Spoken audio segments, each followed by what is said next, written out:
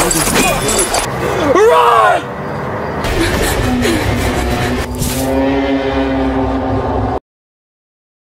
guys, selamat datang dan selamat menikmati hiburan alur cerita film horor di channel ini. Di kesempatan kali ini saya akan merangkum film horor slasher Kanada yang rilis pada tahun 2020 berjudul Butcher, yang mengisahkan pria bersaudara yang memiliki gangguan mental serta kepribadian psikopat yang selalu brutal setiap kali menjagal siapa saja untuk mereka yang tidak sengaja melintas di daerah kekuasaannya. Dan dari setiap korban, tidak ada satupun yang selamat ketika sudah berada di genggaman bersaudara itu. Namun, pada cerita kali ini, ada sekelompok remaja yang naas secara tidak sengaja masuk ke dalam kawasan psikopat tersebut dan mencoba survive. Nah, mampukah mereka mempertahankan hidup mereka dari teror psikopat bersaudara itu? Dan langsung saja kita ke ringkasan filmnya. Cerita ini dimulai pada musim dingin di sebuah daerah terpencil. Dan terlihat ada dua pria bersaudara bernama Owen dan Oswald tengah menggali tanah. Saat itu mereka melihat ada sebuah mobil yang melintas dan berhenti tepat di dekat keberadaan mereka. Lalu seorang pria keluar dari mobil untuk memperbaiki kendaraannya yang mogok. Sementara ada satu wanita yang menunggu di dalam mobil. Sontak wanita itu notis merasa ada seseorang di sekitar yang membuatnya paranoid. Namun ketika dia berusaha mengungkapkannya, Owen muncul menyerang si pria itu sebelum dia melawan. Tidak ada kesempatan hidup untuk seorang pria. Oswald bertugas menjaga pria itu dengan sadis. Sementara untuk setiap wanita, hidupnya akan selesai sebagai objek foto koleksi dengan pose tragis. Namun wanita itu yang diketahui bernama Kelis. Owen mencoba mengenal Kelis secara intim dan satu-satunya pilihan untuk Kelis yaitu tetap diam. Adapun momen ketika dia mencoba berteriak, tidak segan-segan mereka akan memotong lidahnya untuk dijadikan pajangan. Selama berbulan-bulan, Kelis harus menerima nasibnya hidup bersama para psikopat itu. Sebagai tawanan dengan perlakuan seperti binatang dengan tempat tinggal yang tak layak seperti kandang hewan. Bahkan mereka telah bercocok tanam, sehingga memaksa Kelis mengandung bibit calon psikopat dari mereka.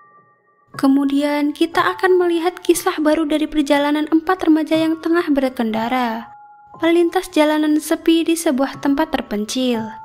Ketika salah satu tengah merekam momen kesenangan dari perjalanan itu, tiba-tiba mobil yang mereka tumpangi mogok, lalu mengeluarkan asap yang disebabkan oleh jebolnya radiator. Hal ini membuat repot dan memaksa pria bernama Mike mencoba menelusuri jalan di depan untuk mencari bantuan. Sedangkan pacar Mike yang bernama Jenna sangat tidak menikmati perjalanan itu.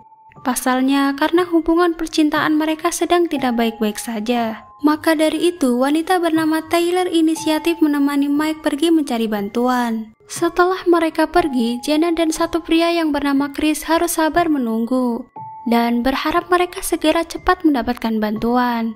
Lantaran menunggu menyebabkan Jenna kebelet mengharuskannya masuk ke dalam hutan mencari tempat pipis. Tetapi saat langkahnya melewati rerumputan liar, tak sengaja kakinya menyenggol sebuah benang yang seketika terhubung sampai ke rumah psikopat itu yang mengirim sinyal melalui bunyi lonceng. Di sisi lain, penelusuran Mike terhenti lalu ia bertanya apakah pacarnya Jenna menyusul di belakang. Taylor pun berbicara meyakinkan Mike jangan khawatir, dan ucapan rayuannya itu mengindikasi terjadi sebuah perselingkuhan. Ketika mereka berdua sedang memadu kasih, tanpa disadari Oswald tengah menikmati pertunjukan itu lalu memotretnya. Namun, suara potret sempat terdengar yang membuat keduanya waspada takut jika kedua temannya datang. Sedangkan Jenna setelah pipis dia melihat bercakan darah terdapat di sebuah pohon. Lalu dia berbagi pengalaman ini dengan Chris. Dan hal itu menimbulkan kewaspadaan tentang adanya sesuatu yang tidak beres. Kemudian Mike dan Taylor mendapati sebuah bengkel lalu melangkah masuk dan bertemu seorang mekanik yang ternyata itu adalah Owen. Secara tidak langsung mereka sedang menantang bahaya. Dengan memanfaatkan ketidaktahuan, Owen mulai berdalih sebagai seorang mekanik, yang membuat Mike dan Taylor tak curiga. Setelah mengetahui tujuan mereka, Owen memberi opsi terbaik agar menggunakan jasa Derek. Begitu sepakat, ia menelpon seseorang bernama Willard untuk mengangkut mobil itu. Dan selama prosesnya, membuat Mike dan Taylor harus bersabar menunggu di depan bengkel. Di sisi lain, Jenna dan Chris yang mulai jenuh seketika terperangah melihat ada seorang pria di balik pohon. Berkelakuan aneh membawa sebuah kamera yang digunakan untuk memotret mereka.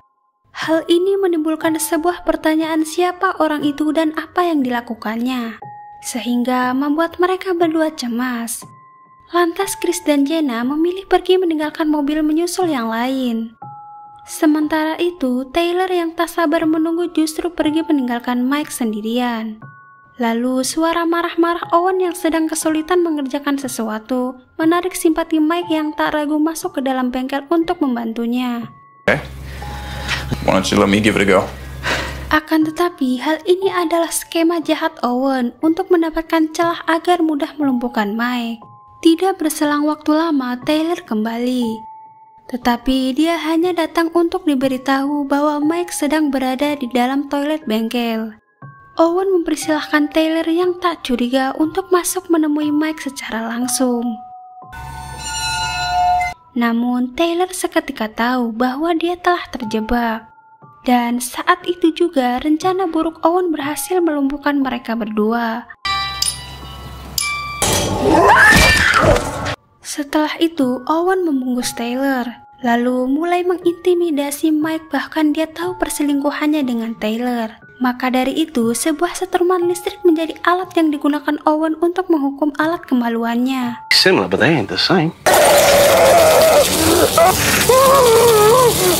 Sementara itu, Jenna dan Chris masih berjalan di lingkungan hutan yang sepi. Namun, ada sesuatu yang menarik perhatian, di mana sebuah foto hasil jepretan Oswald tergeletak di tengah jalan, yang mana menjadi barang bukti tentang perselingkuhan Mike dan Taylor. Chris sebagai pacar Taylor, hal itu membuat hatinya hancur mengetahui perselingkuhannya. Tetapi tiba-tiba Oswald muncul dengan tersenyum yang mewakili sebuah teror. Chris begitu rapuh saat Oswald menyerang. Dan dia mendapatkan luka di punggung serta Oswald memutus jaringan tendon kakinya, yang membuat Chris tak mampu berjalan lagi. Sedangkan Jenna berhasil kabur melarikan diri.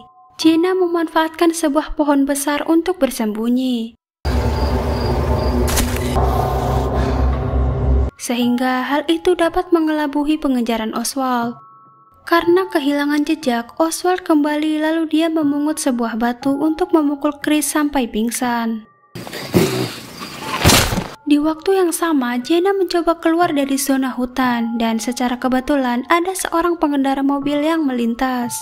Karena keputusasaan, Jenna tidak melirik siapa dia dan meminta bantuan ke si pengendara tersebut yang ternyata dia Owen. Owen membawa Jenna ke rumah tempat terbusuk yang menjadi saksi kekejaman dua psikopat tersebut. Lalu Jenna leluasa masuk ke dalamnya dan menemukan sebuah telepon, serta melihat banyak tertempel foto dari wanita yang menjadi korban. Saat itu Jenna hanya bisa terdiam ketika Owen dengan santainya menodongkan sebuah senapan.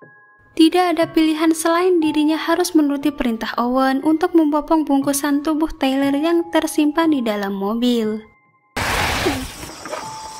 Go on. Selesai dengan urusan, Owen seketika memukul Jenna hingga pingsan untuk mengikatnya bersama Taylor.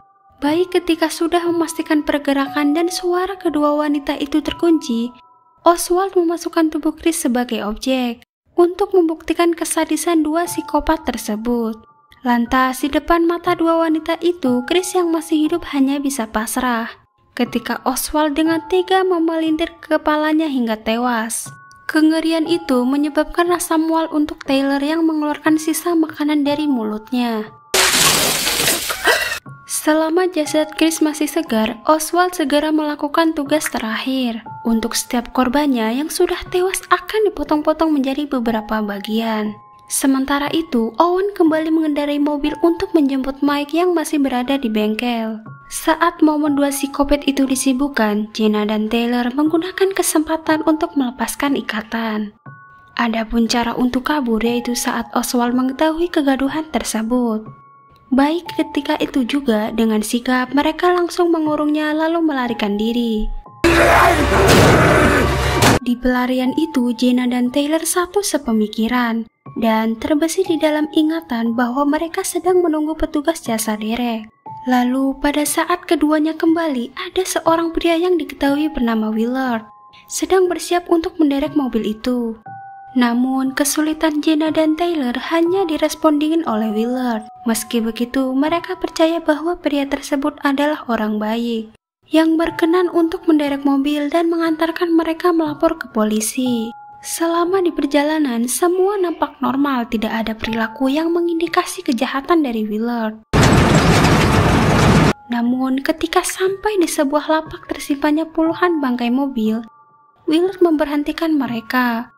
Lalu dia turun dari mobil dengan sebuah pistol di tangan, sebagai wujud aslinya yang merupakan bagian dari para psikopat tersebut. Dengan demikian, pria berkepala botak itu bisa menyudutkan mereka untuk segera berjalan lurus ke depan. Akan tetapi ketika keduanya baru saja memulai melangkah, bahkan Taylor pada detik terakhir hidupnya, dia tidak menyadari kemunculan Oswald, yang secara mendadak merobek perutnya hingga tewas.